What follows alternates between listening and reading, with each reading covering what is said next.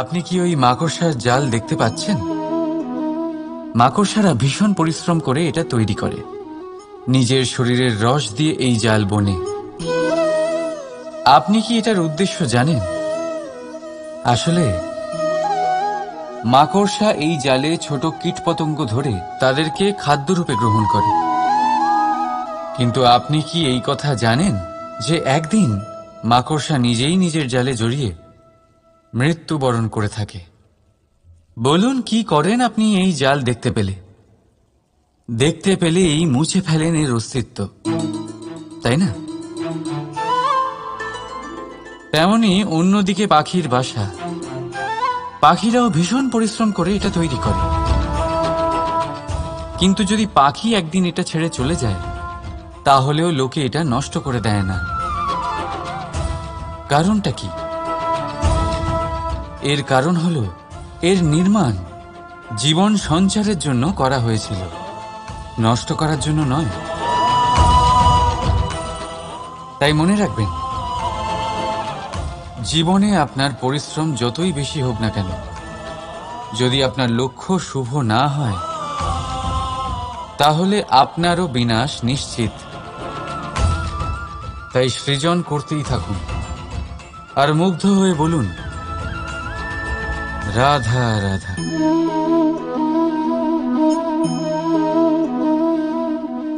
আপনার কি মনে হয় আমি কি করছি? আপনি বলবেন আমি প্রদীপ জ্বালাচ্ছি। সঠিক। কিন্তু প্রশ্ন হচ্ছে যে আমি কি আপনাকে বলেছি যে একে প্রদীপ বলা হয়? না। এই প্রদীপ কি নিজেই নিজের পরিচয় আপনাকে দিয়েছে? না। তাহলে আপনি কি করে জানলেন যে একে প্রদীপ বলা হয়? উত্তর হচ্ছে প্রকাশ। যে স্বয়ং জ্বলে অন্ত করবে যে লোকে আপনাকে প্রদীপ ভেবে ভালোবাসবে নাকি সাপ ভেবে ভীত হয়ে থাকবে। রাধা রাধা। সময় কত বিচিত্র হয়। সময় আমাদের পক্ষে থাকলে আমরা নিজেদের রাজা মনে করে নিই, আর সেই সময় যদি বিপক্ষে চলে যায় তাহলে নিঃস্ব হতে সময় লাগে না। তাই মানুষের একটা অভ্যেস আছে, খারাপ সময়ের জন্য কিছু সঞ্চয় করা। আত্মীয়, বন্ধু খারাপ সময় পাশ থেকে সরে যায়। যশ, মান প্রতিকূল সময় চিরস্থায়ী হয় না। তাই মানুষ মনে করে অর্থ সঞ্চয় করাই শ্রেয়। অর্থের কোনো হৃদয় নেই যা সময়ের সাথে পরিবর্তিত হবে। সংসার বলে সর্বদা অর্থ সঞ্চয় করতে থাকুন। খারাপ সময় অবশ্যই কাজে লাগবে, কিন্তু আমি বলবো শুভ কর্ম করতে থাকুন, আনন্দে থাকুন, নিজের ওপর আর ঈশ্বরের ওপরে বিশ্বাস রাখুন। খারাপ সময় কখনো আসবেই না। রাধা রাধা।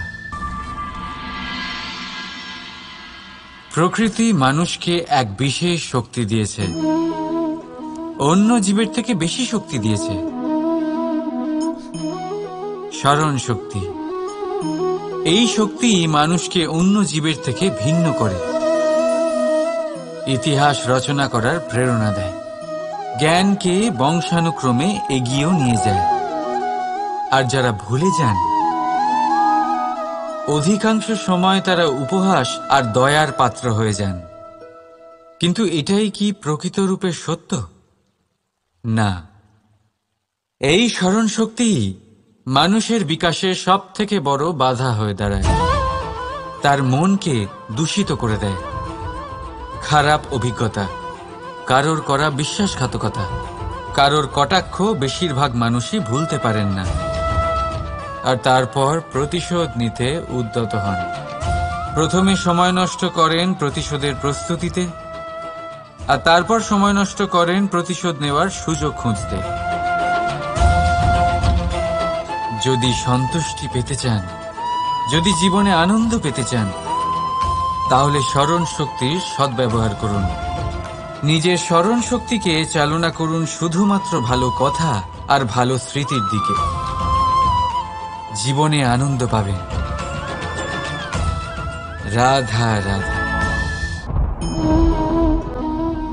মানুষ নিজের পরিবারের জন্য কত কিছুই না করে, দিন রাত পরিশ্রম করতে থাকে যাতে তার পরিবারের প্রয়োজন পূরণের জন্য অর্থ রোজগার করতে পারে। কিন্তু শুধু অর্থ রোজগার করাটাই কি যথেষ্ট? আপনি বলবেন হ্যাঁ, নিশ্চয়ই। অর্থ দিয়ে সব কিছু পাওয়া যায়, বিদ্যা পাওয়া যায়, বাড়ি পাওয়া যায়, ওষুধ পাওয়া যায়, আর কত কিছুই না পাওয়া যায়। এই সব একটা পর্যায় পর্যন্ত সঠিক, কিন্তু একটু মন দিয়ে ভেবে দেখুন, যখন কোনো শিশু অসুস্থ হয়ে পড়ে তখন সে ওই তিক্ত ওষুধ কেন খেয়ে নেয়? এই জন্য কারণ ওর পিতা সেই ওষুধ অর্থ দিয়ে কিনেছে? না, বরং এই জন্য কারণ তার পিতা যে তার সামনে দাঁড়িয়ে, তার ওপরে তার বিশ্বাস আছে। বিশ্বাস আছে যে উনি তার কিচ্ছু হতে দেবেন না। এই বিশ্বাস, এই সংস্কার, এই শিক্ষা কখনো অর্থ দিয়ে পাওয়া যায় না। এটা পাওয়া যায় সেই সময় থেকে যা মাতা পিতা তাদের সন্তানের সাথে কাটিয়েছেন। তাই জীবনে অর্থ অবশ্যই উপার্জন করুন, কিন্তু নিজের পরিবারকেও সময় দিন, আনন্দ পাবে। রাধা রাধা।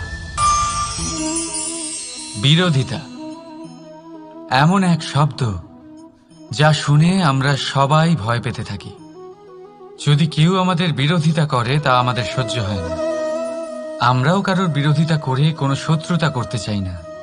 এই ধরনের ভাবনা আমাদের মনে আসতেই থাকে। কিন্তু বিরোধিতা, এই শব্দ আপনার শান্তির জন্য, আপনার সুখের জন্য কতটা গুরুত্বপূর্ণ তা আপনারা জানেন না। তাই যদি কাল এসে কেউ আপনার বিরোধিতা করে, তখন সবার আগে নিজেকে যাচাই করুন। আপনি কি ভুল করেছেন? আপনার দোষ কি? নিজের মধ্যে কি ত্রুটি আছে সেটা বোঝার চেষ্টা করুন, নিজেকে সংশোধন করার চেষ্টা করুন, তারপর দেখুন বিরোধিতার এই আগুন আপনাকে স্বর্ণ থেকে কুন্দন বানিয়ে তুলবে। বলা হয় এই সংসারে খারাপ বেড়েই চলেছে, কিন্তু তার কারণ এ নয় যে খারাপ মানুষ বেড়ে চলেছে। তার কারণ হলো যে ভালো মানুষ, যাদের ভালো চিন্তা, ভালো বিচারধারা আছে, তারা খারাপের বিরোধিতা করতে পারে না। যদি আপনার সম্মুখে কোনো খারাপ কর্ম হয়, তাহলে তার বিরোধিতা করতে সংকোচ করবেন না, কারণ বিরোধিতার এই আগুন মন্দকে পিছুপা হতে অবশ্যই বাধ্য করে। রাধা রাধা। বিশ্বাস, জীবনে বিশ্বাস কতটা গুরুত্বপূর্ণ। একজন স্ত্রী তার স্বামীর হাত ধরে যে কোনো জায়গায় যেতে পারেন, এর কারণ হলো বিশ্বাস। তার নিজের স্বামীর ওপরে বিশ্বাস আছে। যখন একজন মা তার ছোট বাচ্চাকে কোলে তুলে হাওয়ায় ওঠায়, তখন সেই বাচ্চা ভয়ভীত হয়ে যায় না। তার কারণ হলো বিশ্বাস। তার বিশ্বাস আছে যে তার মা তার কিচ্ছু হতে দেবে না। এক বৈদ্যের দেওয়া ঔষধ সন্তান কিছু না বুঝে শুনেই খেয়ে ফেলে। সেই বৈদ্যের জ্ঞানের বিষয়ে তার কোনো ধারণাই থাকে না, শুধু নিজের পিতার উপরে বিশ্বাস আছে যে তার পিতা তাকে খারাপ কিছুই দেবে না। যখন এই সংসারের প্রতিটা বন্ধন বিশ্বাসের উপরে দাঁড়িয়ে আছে, তাহলে কেন এই বিশ্বাসকে আমরা জীবনে আনতে পারি না? আপনি নিজেই দেখুন, এই বিশ্বাস নিজের জীবনে এনে দেখুন, সবকিছু আরো সুন্দর হয়ে যাবে। তাই ভালোবেসে বলুন, রাধা রাধা।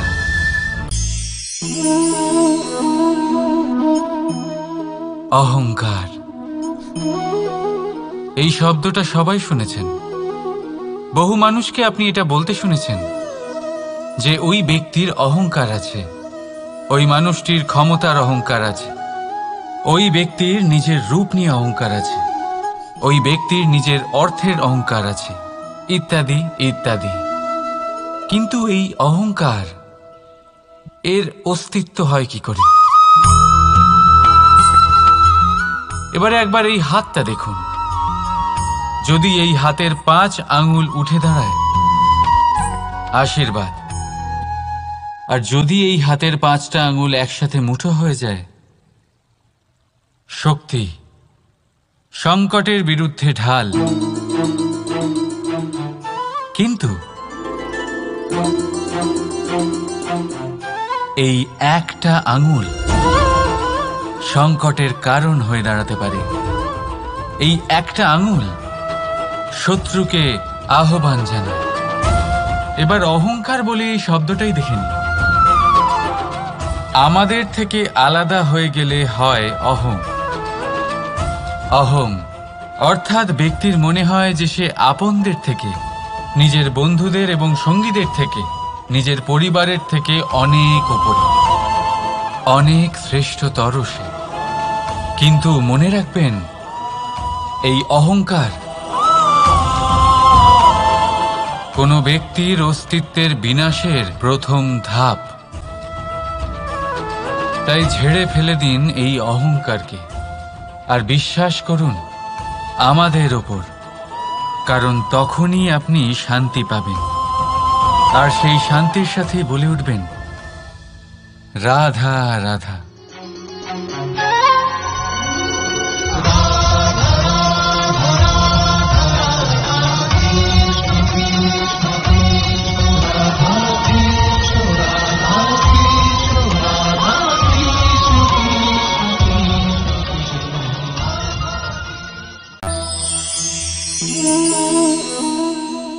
সাফল্য। যদি আপনাকে জীবনে সাফল্য পেতে হয়, তাহলে আপনি একাধিক মানুষ পাবেন যারা একাধিক উপায় বলবে আপনাকে সাফল্য পাওয়ার। দীর্ঘ সময় ধরে পরিশ্রম, চেষ্টা, নির্ধারণ, নিষ্ঠা এই বিষয়ে ভাষণ দিতে থাকবেন। একাধিক রকমের উদাহরণ আপনার সামনে তুলে ধরবেন। কিন্তু আমার এটা মনে হয়, আমরা কেন সেই বিষয়ে কথা বলি না যা মানুষকে অসফল করে তোলে? শুধু দুটো ব্যাপার অসফল হওয়া নিশ্চিত করে। শুধু 2 ধরনের মানুষ বেশিরভাগ অসফল হন। প্রথম তারা যারা ভাবে অনেক কিছু কিন্তু কিছুই করে না। আর দ্বিতীয় তারা যারা অনেক কিছু করতে থাকে কিন্তু ভাবনা চিন্তা না করে। ভাবনা আর কর্ম, এদের মাঝে সামঞ্জস্য রাখা খুব জরুরি। যদি এটা থাকে, তাহলে জীবনে কখনো অসফল হবেন না। রাধা রাধা। আপনি অনেককে এই কথা নিশ্চয়ই বলতে শুনেছেন, এই ব্যক্তির দৃষ্টিতে দম্ভ আছে, এই ব্যক্তির চোখের ওপর অহংকারের পর্দা পড়ে আছে, ইত্যাদি ইত্যাদি। চলুন আমি আপনাকে একটা প্রশ্ন করছি। আপনি দেখেন কি দিয়ে? দৃষ্টি দিয়ে নাকি দৃষ্টিভঙ্গির সাহায্যে? ভাবুন। চিন্তায় পড়ে গেলেন নিশ্চয়ই। দৃষ্টি যে কোনো বস্তুর বা যে কোনো মানুষের শুধু বাইরের রূপটা দেখায়, যেখানে দৃষ্টিভঙ্গি আপনাকে সোজা আসল পরিচয়ের সাথে সাক্ষাৎ করায়। উদাহরণ হিসেবে চন্দ্র। চন্দ্র আমরা সবাই দেখেছি। বহু মানুষ আছেন যাদের চন্দ্র পুজো করবেন, নাকি ভগবানকে পাথর ভেবে পরিত্যাগ করবেন, সিদ্ধান্ত আপনার।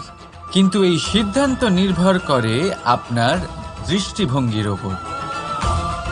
তাই নিজের দৃষ্টিভঙ্গি শুভ রাখুন, নিজের দৃষ্টিভঙ্গিতে ভালোবাসা রাখুন, আর আনন্দে বলুন রাধা রাধা।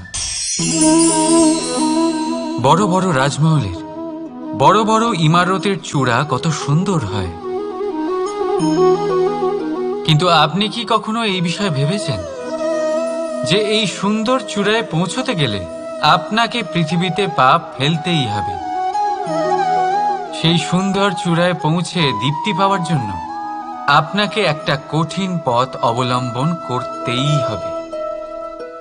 যদি আপনি কোনো কঠিন পথে না গিয়ে এই পৃথিবীর সাহায্য ছাড়াই শুধু উচ্চতার দিকে অগ্রসর হতে থাকেন, তাহলে সর্বদা অসফল হবেন।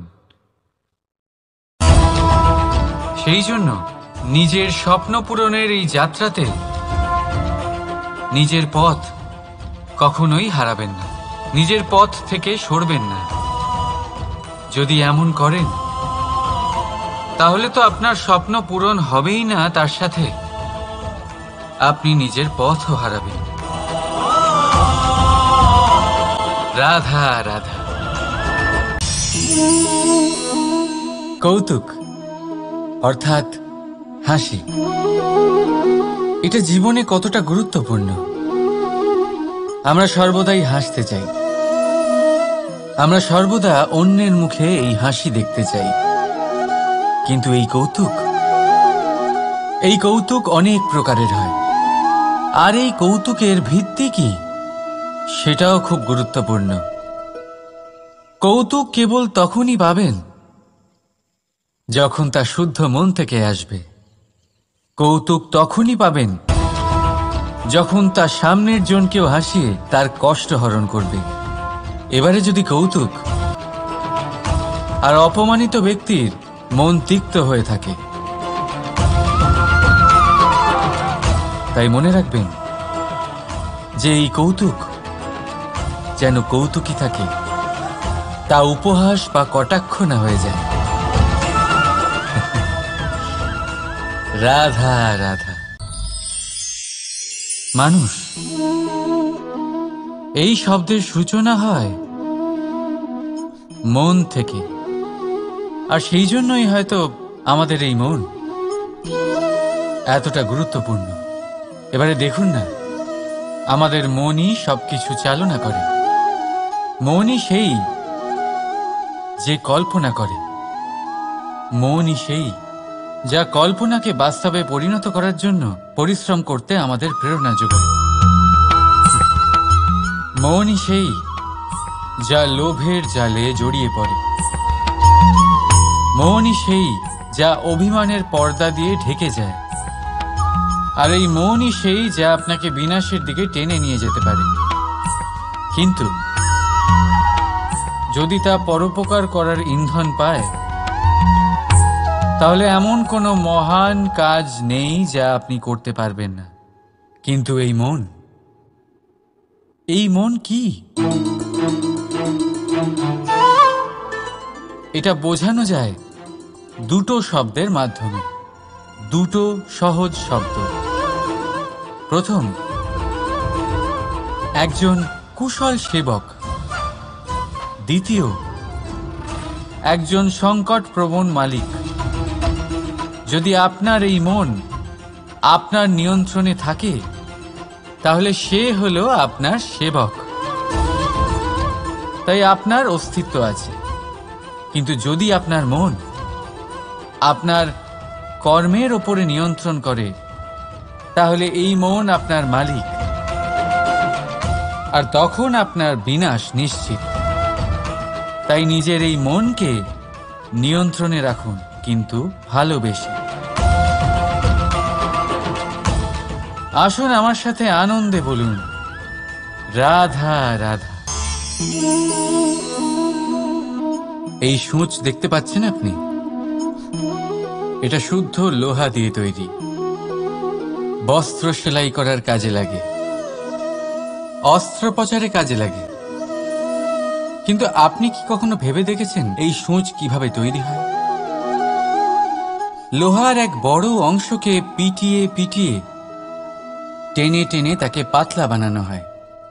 এরপরেই আমরা পেয়ে থাকি সূঁচ। ভাবুন, যদি লোহার টুকরোতে অনর্গল প্রহার করার ফলে একটা লোহার টুকরো সূচে পরিণত হয়? তাহলে আমাদের জীবনে অনর্গল চেষ্টা করার ফলে জীবনের সমস্ত অংশকে আমরা কত প্রভাবশালী কাজে পরিণত করতে পারি। শুধু প্রয়োজন দৃঢ় নিশ্চয়তা। তাহলে আসুন আমার সাথে ভালোবেসে বলুন, রাধা রাধা। জীবনে আপনি এরকম মানুষও দেখবেন যারা এটা বলে, ভাবে, নিজেকেও বলে যে উনি সেই এমন ব্যক্তি যার মতো আমি হতে চাই। ঠিক আছে, কারোর থেকে প্রেরণা নেওয়াটা কোনো ভুল নয়, কিন্তু কখনো কখনো এই প্রেরণা গুরুত্বহীন হয়ে যায় আর আমরা শুরু করে দিই সেই ব্যক্তিকে নকল করতে। এখানেই থেমে যায় আমাদের উন্নতি। এবারে দেখুন,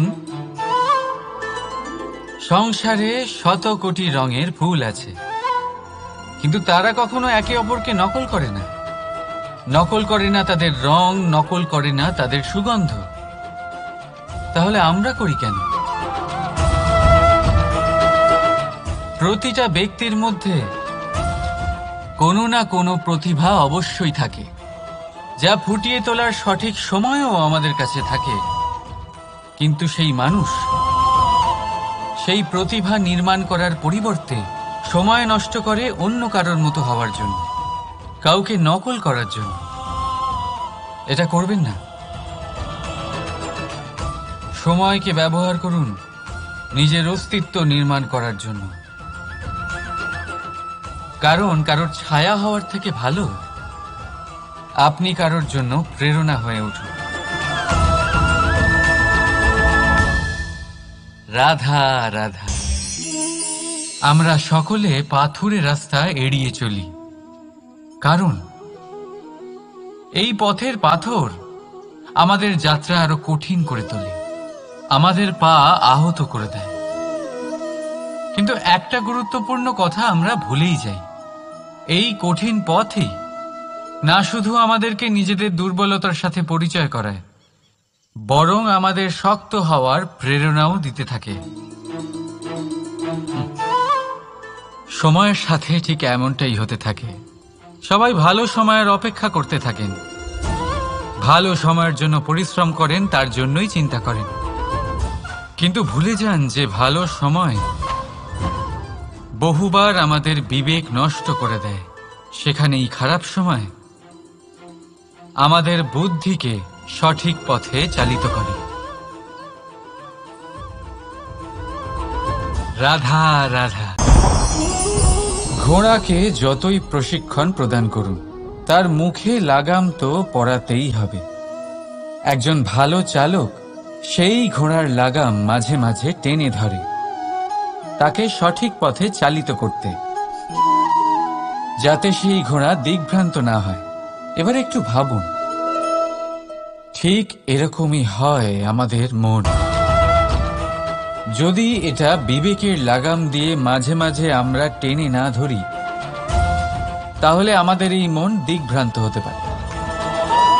আর যদি আপনি আপনার লক্ষ্যে পৌঁছতে চান, তখন মনের এই লাগাম মাঝে মাঝে আপনাকে অবশ্যই টেনে ধরতে হবে, কারণ বিবেকের এই পথ প্রদর্শনই আপনাকে ভালোভাবে আপনার লক্ষ্যে পৌঁছে দেবে।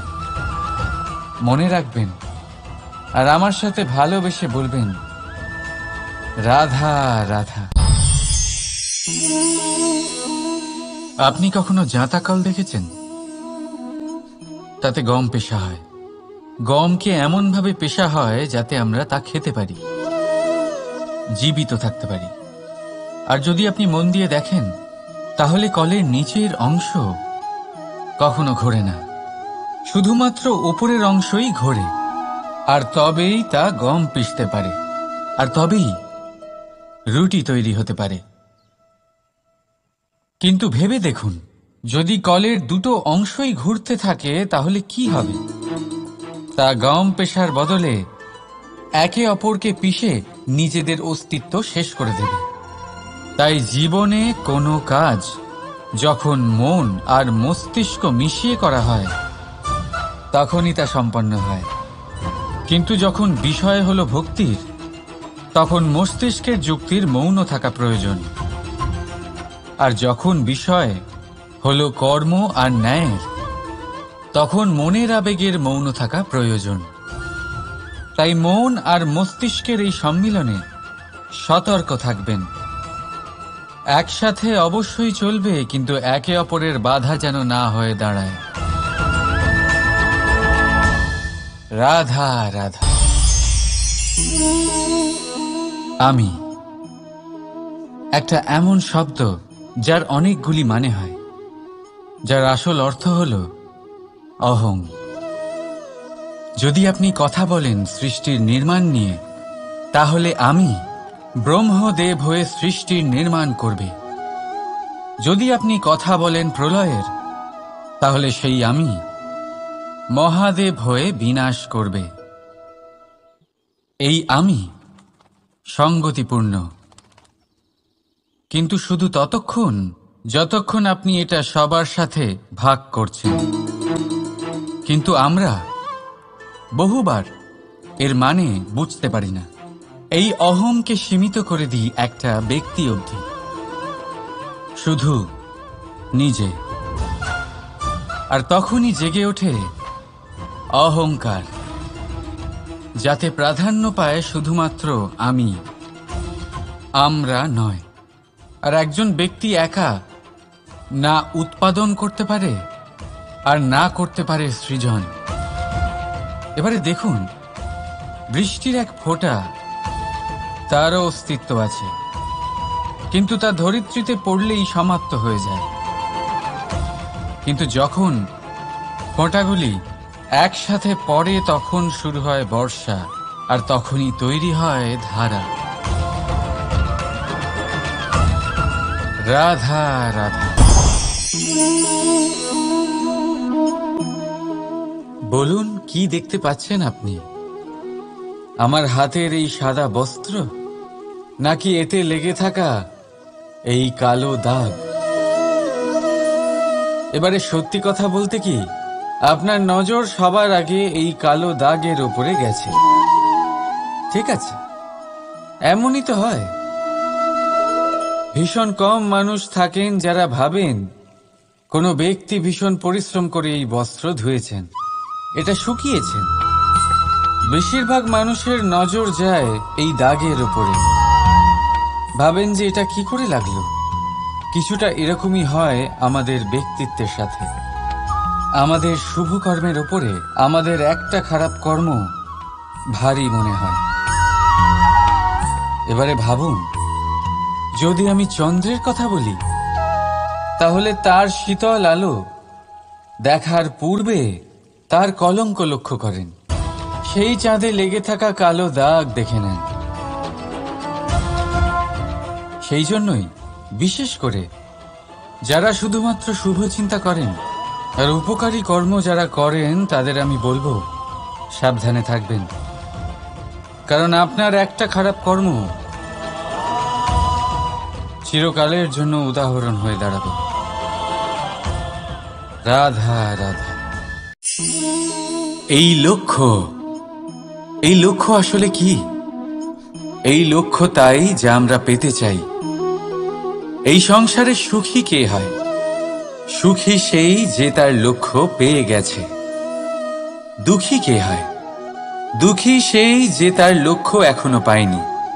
এবারে প্রশ্ন এখন এটাই যে লক্ষ্য সবাই পেতে চায়, লক্ষ্য পাওয়ার জন্য সবাই প্রাণপণ চেষ্টাও করে, তাহলে সবাই তাদের লক্ষ্যে পৌঁছতে পারে না কেন? ঠিক আছে, কোথাও না কোথাও কিছু না কিছু কমতি থেকেই যায়। যাই বাধা থাক, আজকে আমি আপনাকে একটা উপায় বলবো এই লক্ষ্য পাওয়ার জন্য। একটা কাগজ নিন, তাতে একটা চিহ্ন বানান, সেটাই হবে আপনার লক্ষ্য। এবারে সেই লক্ষ্যে পৌঁছানোর একটা পথ বানান। এবারে এই যাত্রাকে ভিন্ন ভিন্ন ভাগে বিভাজন করে দিন। এবারে এটা হলো আপনার পরিকল্পনা। এবার এই পরিকল্পনা ক্রমানুসারে আপনি পালন করতে থাকুন। এটাই হবে আপনার চেষ্টা। এবার এইভাবে যদি আপনি চেষ্টা করতে থাকেন, যাই আপনার কল্পনা হোক না কেন, তা বাস্তব অবশ্যই হবে। তাহলে এই কল্পনাকে বাস্তবে রূপান্তরিত করুন। এইভাবেই নিজের পরিকল্পনা পালন করতে থাকুন। আপনার যাই কল্পনা থাকুক বা যাই লক্ষ্য থাকুক, তা বাস্তবে পরিণত হয়ে আপনার হাতে অবশ্যই আসবে। রাধা রাধা। মোহ। শাস্ত্রে লেখা আছে যে মোহ শুধু সেই ব্যক্তিকেই নয়, বরং সেই আরেক ব্যক্তিকেও বিনাশ করে দেয় যার ওপরে সেই মোহ আছে। এবারে লোকে কি করেন, এই শাস্ত্রে লেখা কথাগুলি শুধু শাব্দিক অর্থে নেন। এই মোহ, দেখুন, এটা শুভও হতে পারে, শুধু এর রূপ ভিন্ন ভিন্ন হয়। এটা ভালো করে বুঝতে হবে। এবারে মোহ যদি কোনো বস্তুর উপরে থাকে, তাহলে তা লালসা হয়ে যায়। মোহ কোনো বিশেষ ব্যক্তির উপরে হয়ে গেলে তা প্রেম নয়, আকর্ষণ হয়ে যায়। মোহ কোনো চাহিদার উপরে হয়ে গেলে তা বাসনা হয়ে যায়। মোহ বিজয়ের উপরে হয়ে গেলে তা কুণ্ঠা হয়ে যায়। মোহ নিজের সংস্কৃতির উপরে হলে আপনাকে সংস্কৃতির রক্ষক বানায়। যদি এই মোহ নিজের গুণের উপরে হয়, তাহলে সেই শিল্প দ্বারা আপনি এই সংসারে অদ্ভুত সব কাজ করতে পারবেন। এবারে এটা আপনার উপরে নির্ভরশীল যে এই মোহকে আপনি সৃজনের আধার বানাতে চাইবেন নাকি বিনাশের অস্ত্র বানাতে চাইবেন। ভেবে দেখুন, সিদ্ধান্ত আপনার। রাধা রাধা। বাবার এক মিত্র ছিলেন, বড়ই দুঃখী ছিলেন, বিপদে পড়েছিলেন। কি করবেন? ব্যবসা ভালোভাবে চলছিল না, বাড়িতে শান্তি ছিল না, সমস্ত জায়গায় ক্ষতি হচ্ছিল। তাই উনি একজন জ্যোতিষীকে দেখালেন। জ্যোতিষী বললেন, আপনার যে বাড়ি আছে সেটা আপনার জন্য অশুভ, আপনার এই বাড়ি পাল্টে ফেলুন। উনি বাড়ি পাল্টে ফেললেন, তবুও ওনার সমস্যার সমাধান হলো না। তারপর একজন জ্ঞানী ব্যক্তি ওনাকে বললেন যে আপনার জামা কাপড়ের যে রং, সেটা বিপদকে আমন্ত্রণ জানাচ্ছে, এই জামা কাপড়গুলিকে পাল্টে ফেলুন। উনি সেগুলো পাল্টে ফেললেন, তাও সমস্যার সমাধান হলো না। আবার একজন জ্ঞানী ব্যক্তি বললেন যে আপনার আশেপাশে যে মানুষজন রয়েছে, তারা এটা চায় না যে আপনি সফল হন, তারা আপনার ক্ষতি চায়, তাদের সাথে সমস্ত সম্পর্ক ভেঙে ফেলুন। তো উনি সম্পর্ক ভেঙে ফেললেন, কিন্তু তাতেও ওনার জীবনে কোনো পরিবর্তন এলো না। তার মানে তিনি বাড়ি পাল্টালেন, জামা কাপড় পাল্টালেন, সম্পর্ক পাল্টালেন, যেটা পাল্টালেন না তা হলো স্বভাব। এই যে স্বভাব, এটা অত্যন্ত গুরুত্বপূর্ণ। এই স্বভাবই আপনার ব্যক্তিত্ব তৈরি করে। তাই নিজের স্বভাব শুধরে ফেলুন, তাতে ভালো পরিবর্তন আনুন, সব কিছু ভালোই হবে। রাধা রাধা। ক্রোধ। লোকে বলে যে এই ক্রোধ পাপেরই মূল, কিন্তু সত্যি কি এই ক্রোধ পাপের মূল? একটু ভেবে দেখুন, এই ক্রোধ বাস্তবে আসলে কি? এই ক্রোধ একটা অনুভূতি যা আপনার মধ্যে হঠাৎই অসীমিত তেজ সঞ্চালন করে। এবারে আমি আপনাকে কিছু উদাহরণ দিচ্ছি যাতে আপনি বুঝতে পারেন যে ক্রোধ আপনার জন্য ভালো কি না। যদি কারোর সাথে অন্যায় হয় আর এটা দেখে আপনার ক্রোধ হয়, আর এই ক্রোধ আপনাকে তার সাহায্য করতে প্রেরণা যোগায়, তাহলে এই ক্রোধ অবশ্যই ভালো। যদি কোথাও আপনি দেখেন যে কোনো নারীর উপরে অত্যাচার হচ্ছে আর সেটা দেখে আপনার ক্রোধ হয়, আর এই ক্রোধ আপনাকে তার সাহায্য করতে সাহস যোগায়, তাহলে এই ক্রোধ অবশ্যই ভালো। যদি এই সংসারে কোথাও আপনি কোনো অনৈতিক কাজ বা ছলনা দেখেন আর আপনার তাতে ক্রোধ না হয়, কিছুই অনুভব করেন না, তাহলে এটা কাপুরুষতা। তার মানে এটাই যে আপনি আপনার মনুষ্যত্ব হারিয়ে ফেলেছেন। তাই এটা বোঝার চেষ্টা করুন, আপনার ক্রোধের তেজের ব্যবহারের ওপরে নির্ভরশীল হল এই ক্রোধ আপনার জন্য পাপের সমান, নাকি এই ক্রোধ আপনার জন্য পুণ্যের স্থাপক। রাধা রাধা। অভিমান, আত্মসম্মান, অহংকার, দেখতে গেলে এই তিনটি শব্দ ভিন্ন ভিন্ন, কিন্তু এর মূল আধার একই, আত্মসম্মান। এবার যদি কথা বলি আপনার শরীরের, আপনার সংস্কৃতির, আপনার সম্পর্কের, তাহলে অভিমান থাকা স্বাভাবিক। এবার যদি কথা বলি আপনার ব্যক্তিত্ব নিয়ে, আপনার আদর্শ নিয়ে, আপনার বিচারধারা নিয়ে, তাহলে আত্মসম্মান হলো একটা গুণ। যদি এইভাবে বলা হয় যে আমি এই কার্য কারোর সাহায্য ছাড়া, সহযোগিতা ছাড়াও করতে পারি, তাহলে এটা আত্মসম্মান, আর এটা সঠিক। যদি এভাবে বলা হয় যে আমি এই কার্য কারোর সাহায্য ছাড়াই বা কারোর সহযোগিতা ছাড়াই করে ফেলেছি, তাহলে এটা অভিমান, এটাও সঠিক। কিন্তু এই কার্য শুধুমাত্র আমিই করতে পারি আর কেউ নয়, এটা অহংকার। তাহলে এই শব্দ এবং তার অর্থ বোঝার চেষ্টা করুন। জীবন ধারণের এক নতুন পথ খুঁজে পাবেন। রাধা রাধা। সংসারে প্রত্যেক ব্যক্তি কোনো না কোনো রূপে ঈশ্বরকে মানে। কেউ মূর্তি রূপে, তো কেউ তত্ত্ব রূপে, কেউ ভাবনা রূপে, আবার কেউ স্বভাব রূপে। কেউ নিজের মধ্যে পরমাত্মা খোঁজে, আবার কেউ অন্যের মধ্যে। কারোর কাছে জ্ঞানই পরমাত্মা। সংসারে প্রত্যেক মানুষই কোনো না কোনো রূপে তার ঈশ্বরকে পেয়েই যান। কিন্তু একটা কথা বলবো, ঈশ্বর প্রথমেই নিজের একটা স্বরূপ পৃথিবীতে আপনার কাছে পাঠিয়ে দিয়েছেন। সেই স্বরূপ হলো আপনার মাতা, আপনার মা। সেই মা যিনি আপনাকে জন্ম দিয়েছেন, আপনাকে বাঁচতে শিখিয়েছেন, আপনাকে সংস্কার দিয়েছেন। যদি আপনি কখনো কোনো অনুচিত পথে অগ্রসর হয়েছেন, তখন তিরস্কার করে আপনাকে সঠিক পথে এনেছেন। যদি আপনি এই সংসারে অসফল হয়েছেন, তখন তার আঁচলের উষ্ণতা দিয়ে আপনাকে আশ্বাস জুগিয়েছেন। সেই সমস্ত কাজ করেন এই মা, যা ঈশ্বরও করেন। সেই জন্য মনে রাখবেন যে এই সংসারে আপনার সবচেয়ে প্রথম ঈশ্বর যদি কেউ থাকে, তাহলে তা আপনার মা। প্রত্যেক প্রতিমাতেই ঈশ্বর নাই থাকতে পারে, কিন্তু প্রত্যেক মায়ের মধ্যে ঈশ্বর অবশ্যই থাকে। রাধা রাধা।